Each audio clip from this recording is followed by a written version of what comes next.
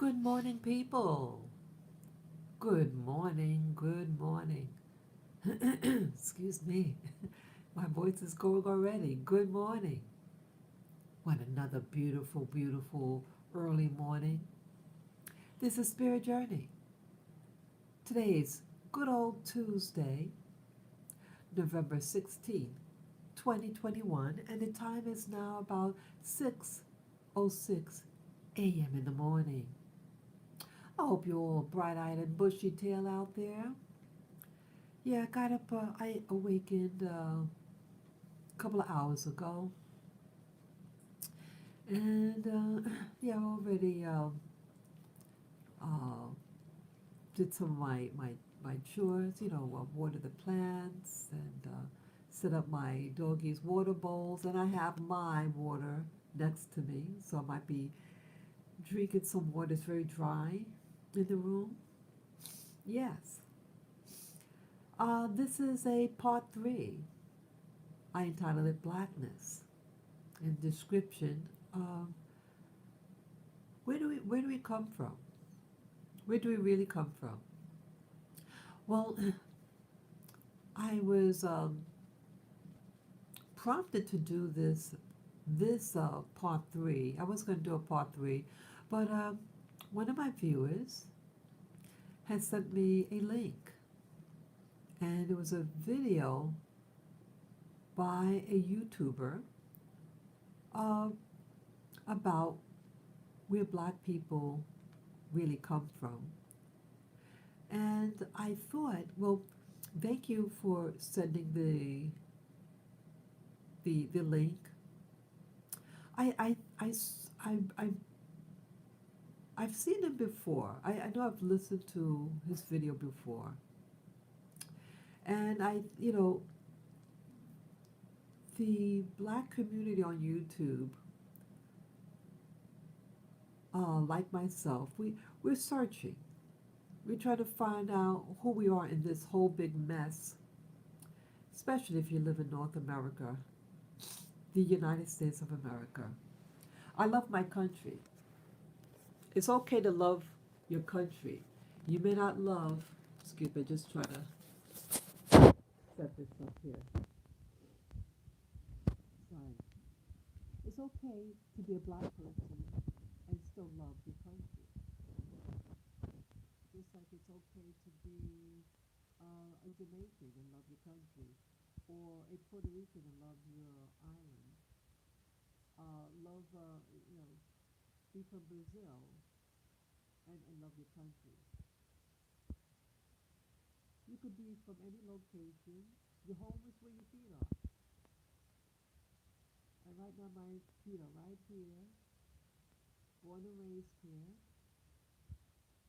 And no matter where you're from, love the person you see in the mirror. Some of us don't even know who our dad is. And there are people out there who think their fathers who they were told, and they're not. But yet we're going to believe some of the YouTubers. And if you actually watch them, you really question why are they putting out that content? I felt this. Again, I'm not going to give names or anything like that. I'm not. I just think critically why they're sharing what they're sharing. I just felt the video was very. It was just. It's not giving you the answer, but it's like I felt misleading. And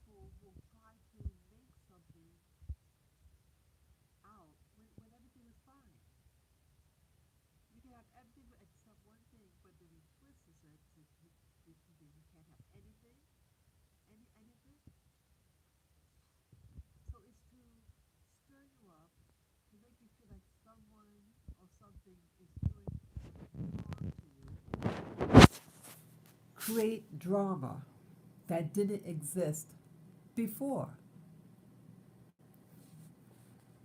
Why is this done? Well, this is a tactic that's done to manipulate, to control, because they understand human nature. When you think someone is doing something behind your back, and so said, hey, did you hear about such, so and so, it's gonna cause people to worry. So I thought that was the angle, and you had to listen closely. Do all black people come from Africa?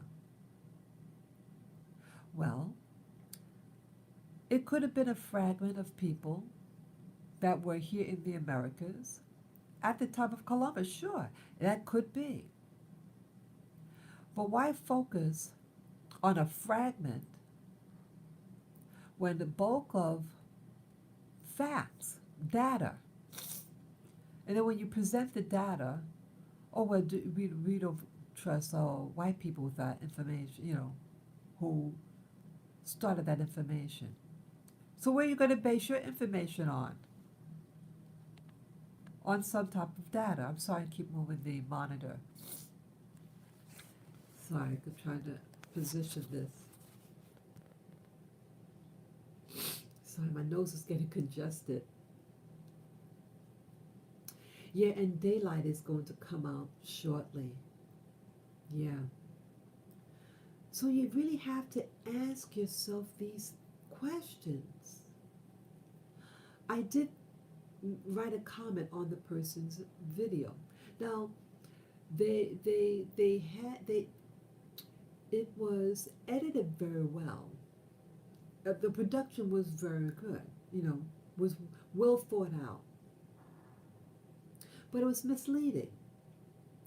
And I say up front, no matter what information is given to you out there on YouTube, think critically. Think very critically. What is he trying to steer you in?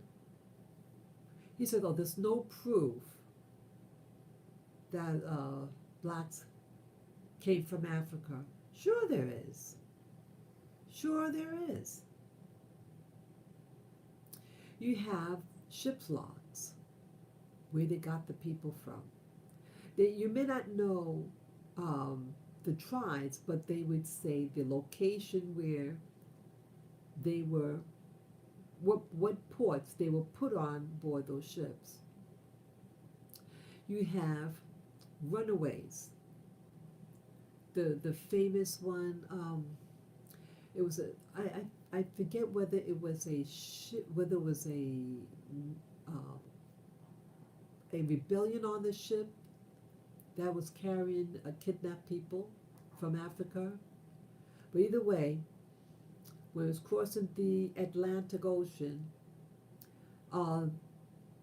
they were able to escape, and they landed on a Caribbean island. And they are the term the term that's coined for them are Black Caribs.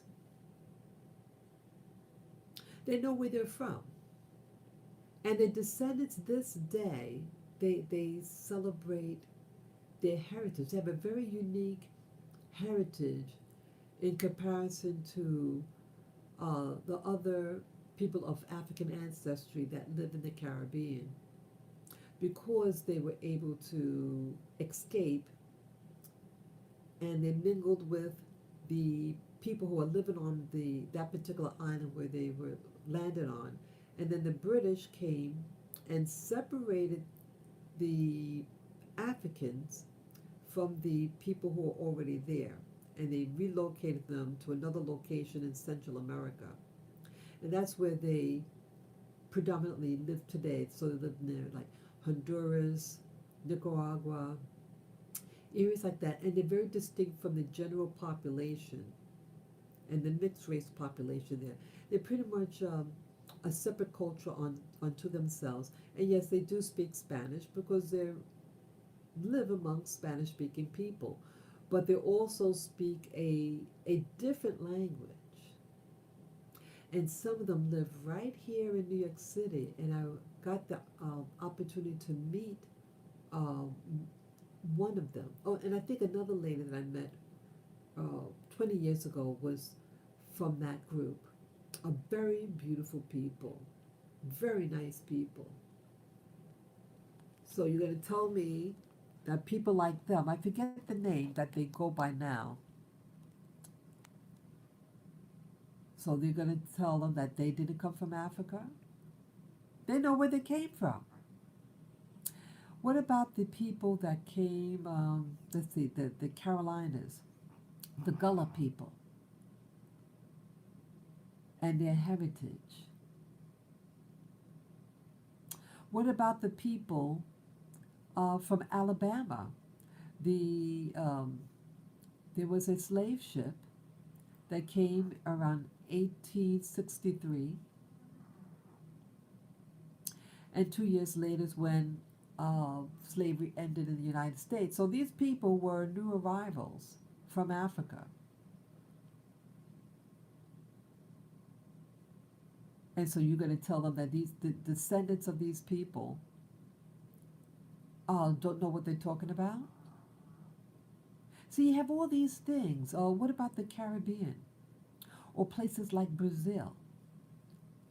They have dances that could be identifiable of dances that are done in West Africa. They have language in their religious ceremonies from West African nations. There's clearly these things, but see, you have these new black people in America who are ashamed of their roots from slavery. Slavery is a thing that happened to us, but it's not something to be ashamed. It's an event that happened. But I think it's something that you should not as defeat. It's something that happened, and that it makes you a stronger person, a better person, because you survived. And you'll be able to teach your children about survival, about their heritage. But we walk around in shame. Don't have shame. Have pride in who you are and your history. See, you watch TV and they talk about slavery to shame you. The trick is to shame the abuser. Start learning how to expose the abuser of your shame. Did you know it takes courage and inner strength to endure a transatlantic crossing? You had men, women, and children that survived, and you're just going to walk around in defeat? That is something to teach your descendants, that courage and pride in that you survived because you're strong. You're strong physically and mentally. Yeah, what I also wanted to talk about with this, yeah, see that the um, dawn is approaching. Yes, I love the dawn of the day. I love it. Look at that. See, it's getting brighter and brighter out there. Yeah, I'm still in bed. Yeah, I wanted to rest up a little bit. My legs are tired from walking yesterday. Um, yeah, so I was also thinking upon watching the video that someone referred me to. Um, they sent me a link. Um, I had the opportunity to live in the Caribbean and also visit the Caribbean. Yeah, the first time I went to the Caribbean, and it was, let's see, it was the first time being in a place that was overwhelmingly black. I'm born and raised in New York City, and when I was in the military,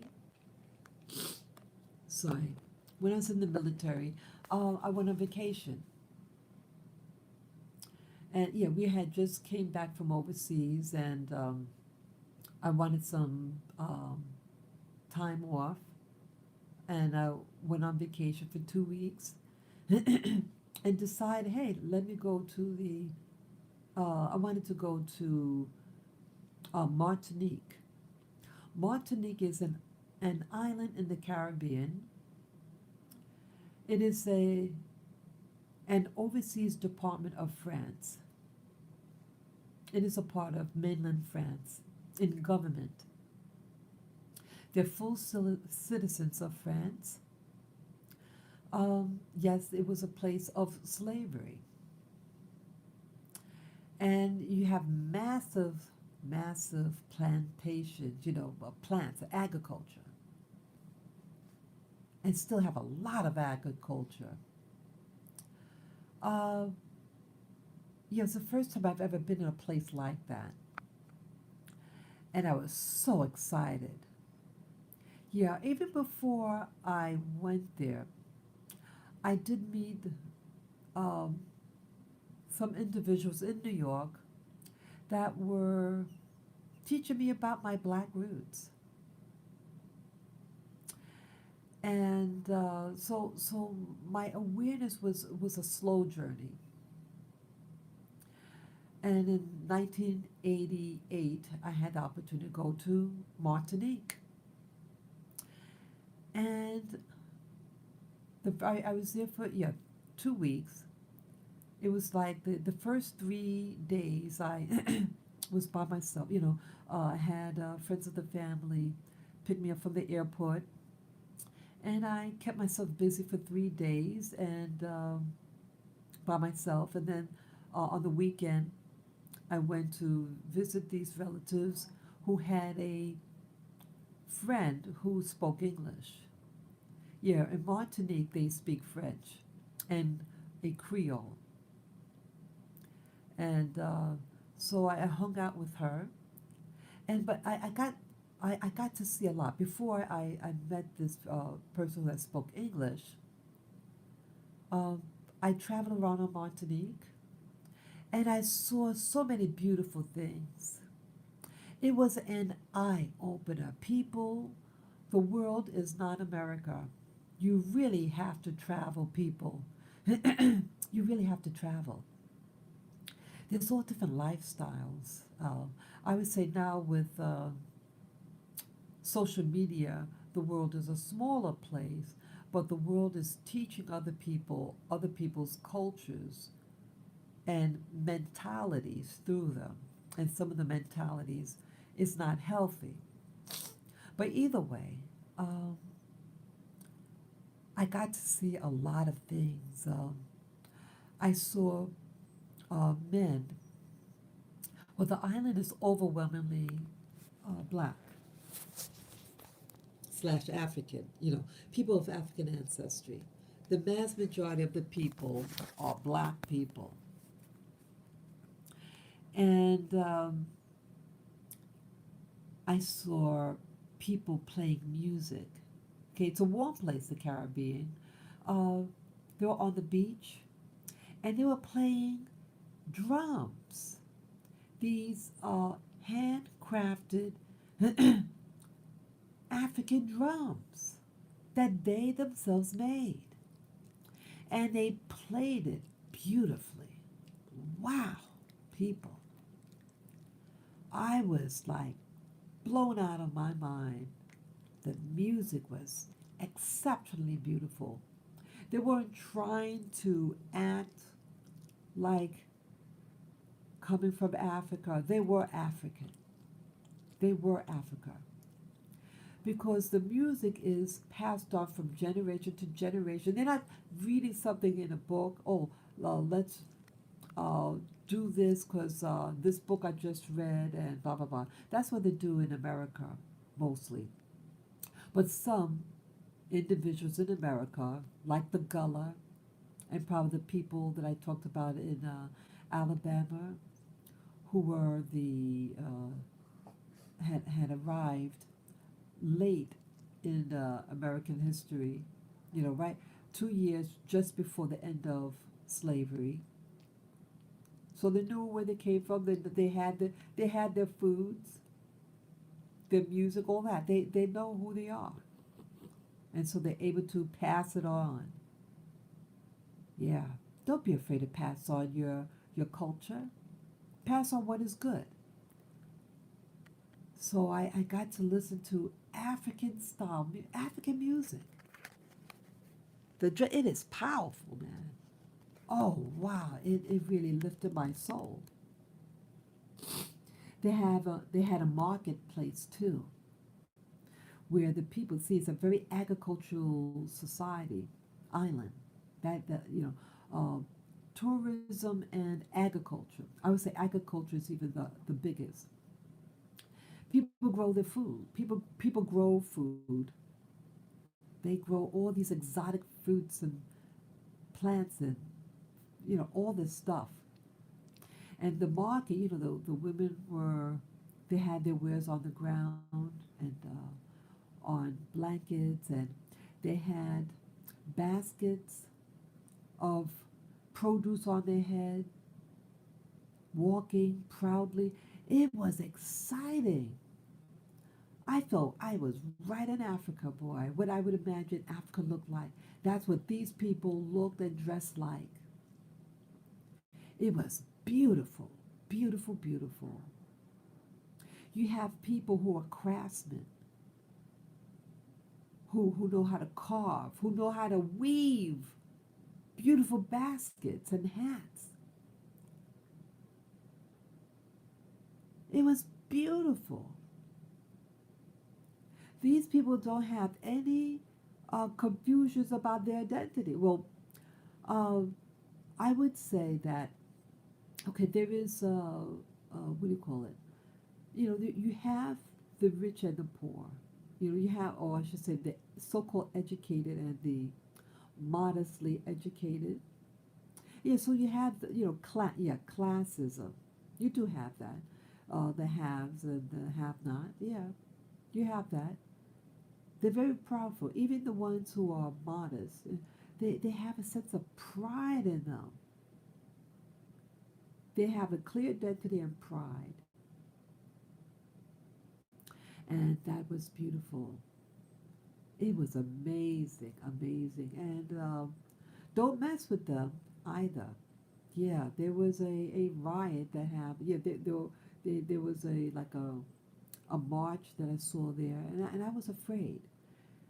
They were wearing these red colored, bright red color, and it looked intimidating to me because I never saw anything like that before.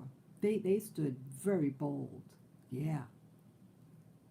So imagine these are people. Uh, they're connected. You live on a small island. They were pretty connected. They seem very well connected socially. Uh, but like, but here in America, those who are born directly here to America, the continuity of brotherhood, sisterhood is greatly compromised, and you need to change that. But I think what would help, see, if you still live amongst your oppressors and they're still playing games with you, that's where a lot of this identity issue come from. But when you travel, when you move abroad, and let's say you move with members from your community, you cling on to each other.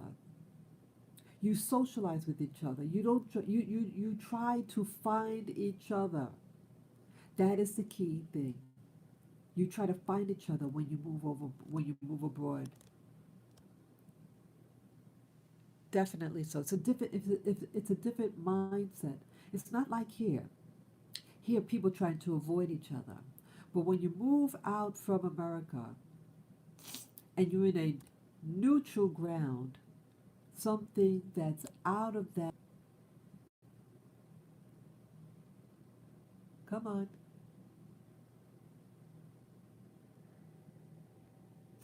it's still buffering. The number isn't moving.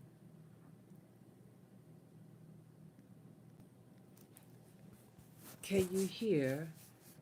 Oops. Sorry about that.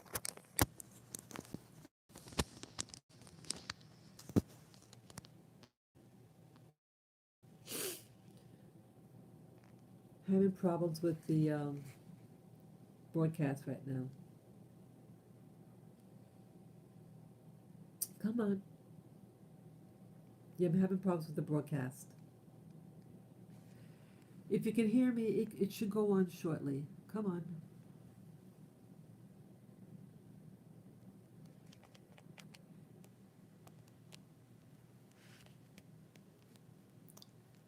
Yeah, could you hear me?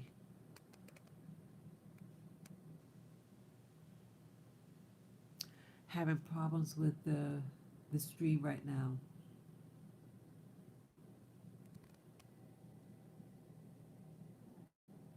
Please come back on. Okay. Sorry about that, people. Yeah, it was just buffering again. So let me try to hurry. So yes, when you move abroad, okay. What else? Oh yeah. Um, See, we're all born in a system, regardless of your race or whatever what you want to call yourself.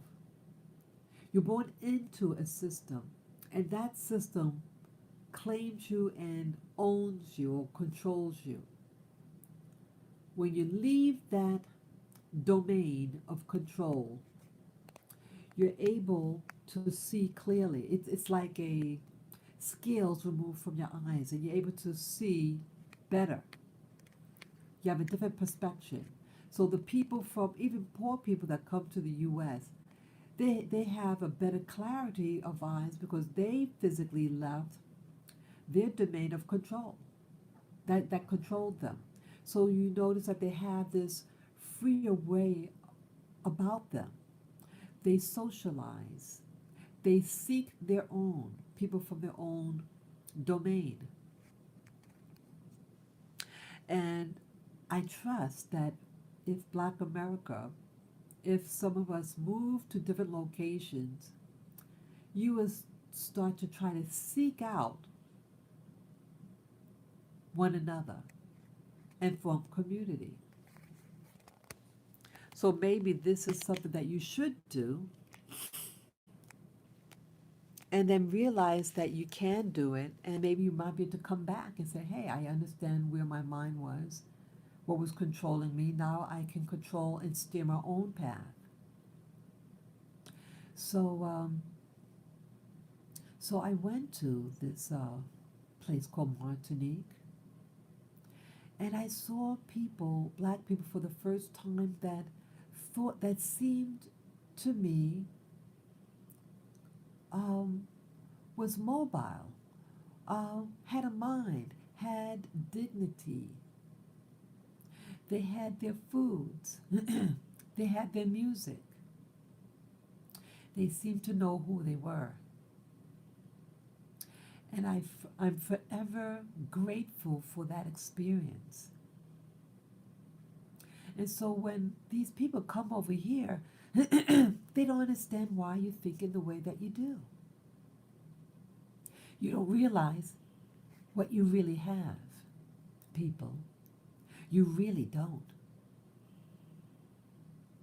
This is the best country to really live in if you have the tenacity to support, be a part of a community and help each other. You need to help one another. See, blackness here in America is being shaped for you. It's being distorted. And you're sitting on a gold mine. Excuse me. You are sitting on a gold mine, people. You don't realize the wealth you really have. You think you're poor because you don't have a Mercedes. Most people don't have a lot of things outside of the US, in the Americas. Very few people have what you have: running water, electricity. And if you lose your job, you can get welfare or unemployment insurance. You have free medical if you can't afford it. You don't realize that's why even now you have people from Africa, West Africa, racing to come to America to make it big here. And unfortunately, some of those Africans and other nationals, other continents, are not treating American blacks well because they realize they're in a gold mine. They want what you have.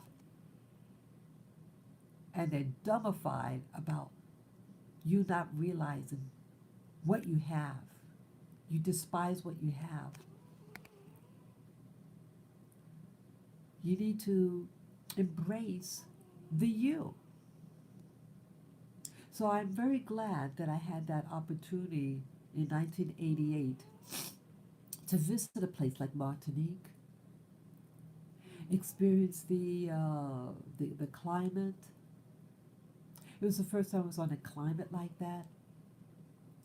The food, yeah, I did get sick from the food. I mean, it was prepared for me by a friend of the family.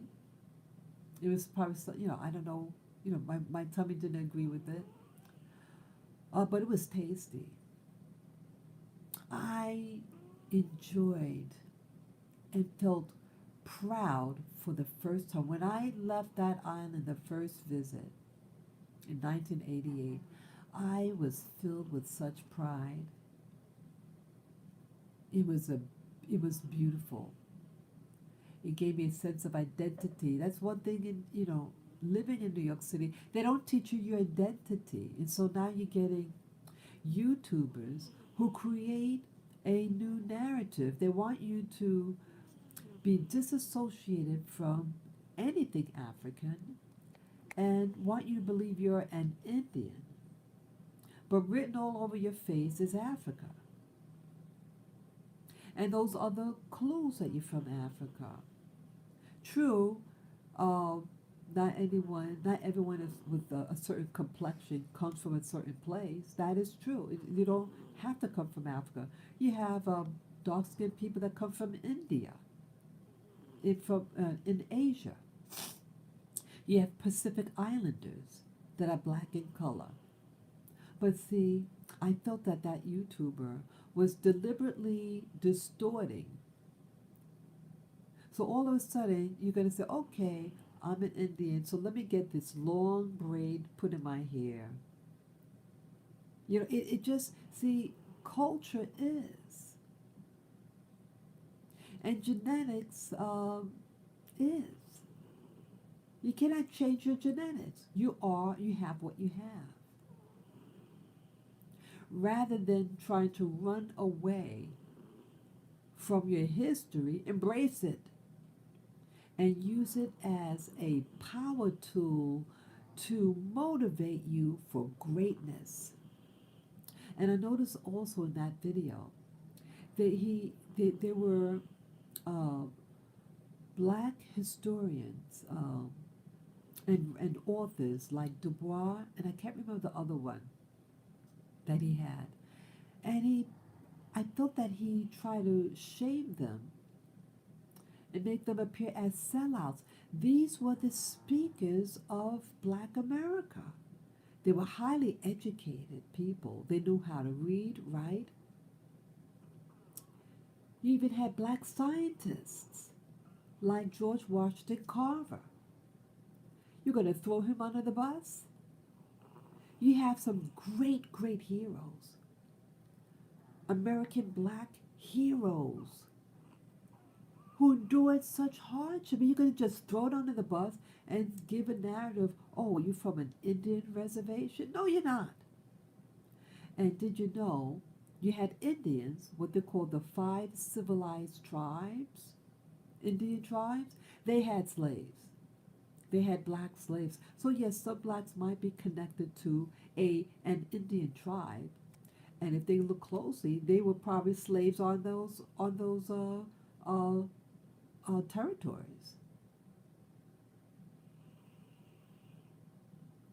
There is nothing wrong. Come on, let's come back on. Okay, I'm back on. Sorry about that. Yeah, there's no reason to feel shame. The shame is on those those oppressors. Start exposing who they are. Oh, yeah, I was going to say, yeah, you have some wonderful black leaders, intellectuals. And what I said on the guys, when I commented on that video in question, was that it seems like modern black Americans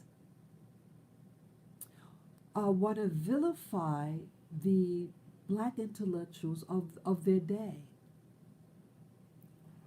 who wanted to uplift black America, give some sense of dignity.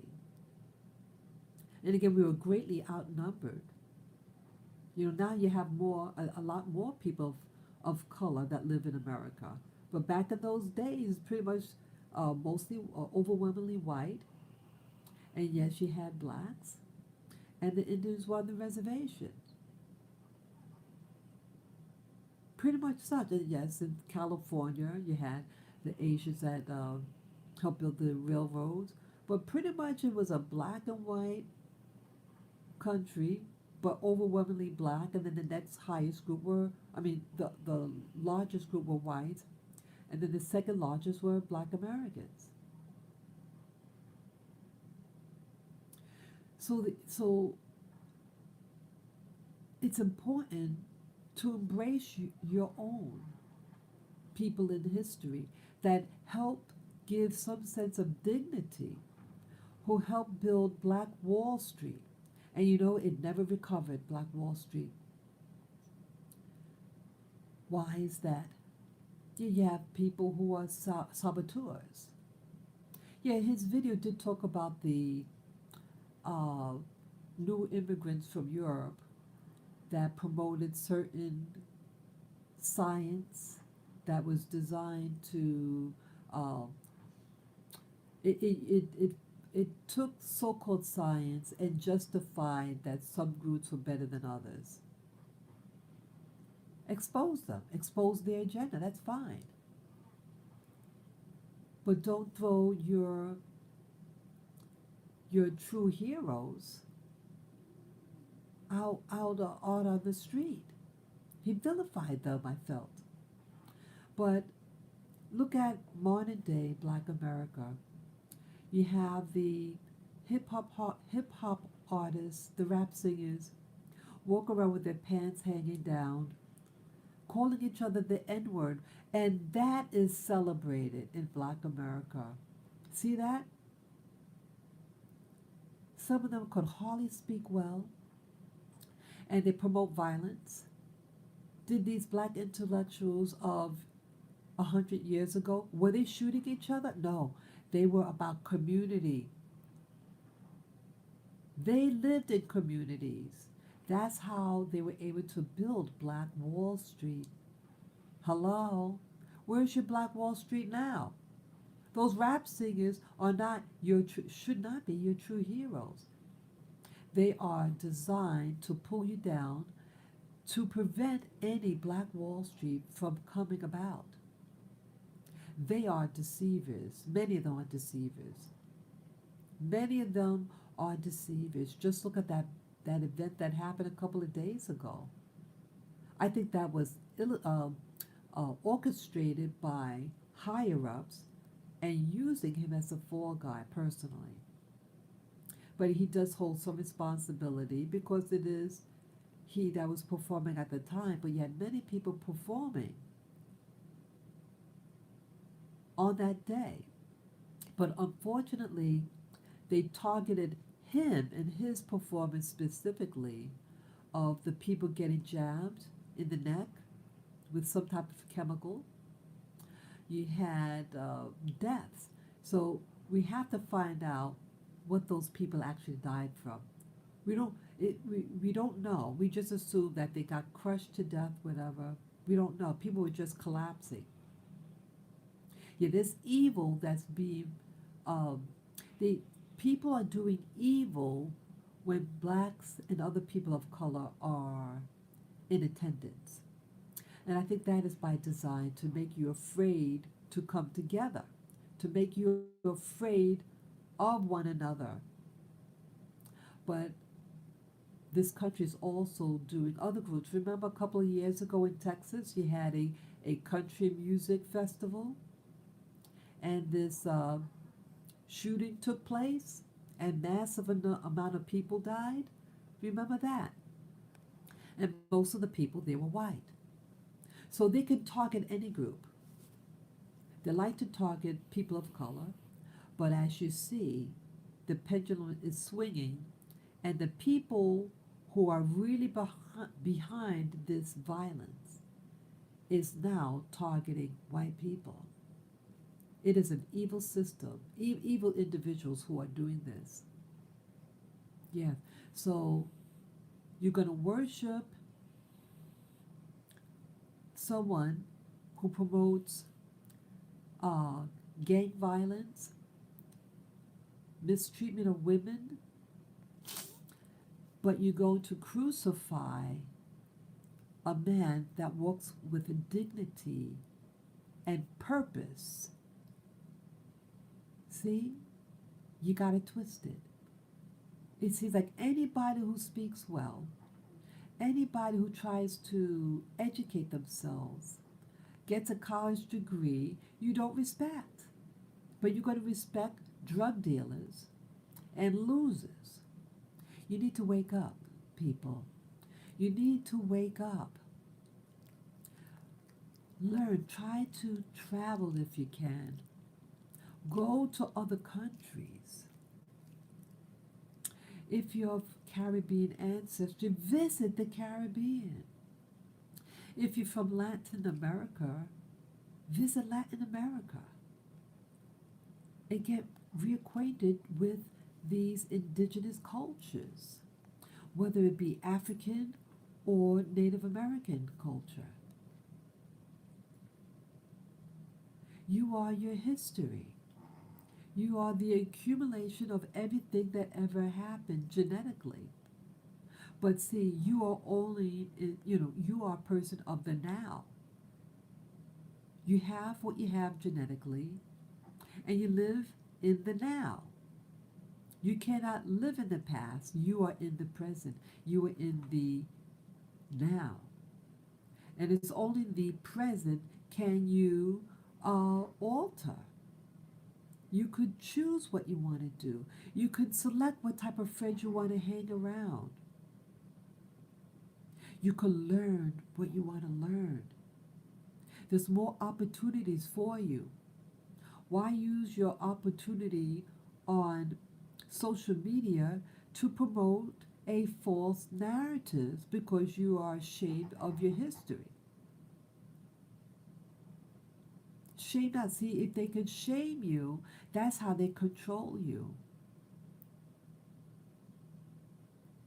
Learn you, embrace you, no matter where you're from. Again, some of us don't even know who our real parents are. But what you can know is the person in the mirror. Look in the mirror, people.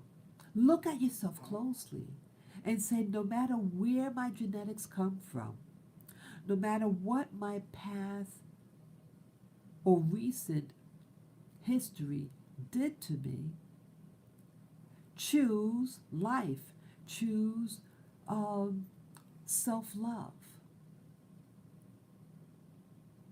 Choose all those things that you can control. Why create a false narrative? Embrace who you are. You are who you are. Period. Love the person you see in the mirror so that no matter what your past is, you say, I love me and I have a future. I am moving forward in life. I'm going to take control over my health. I'm going to love myself. I'm going to embrace my children if you have children. I'm going to embrace my community. I'm going to keep my neighborhood clean. Those are the things you can control. Control what you can control. Control the you. And be blessed.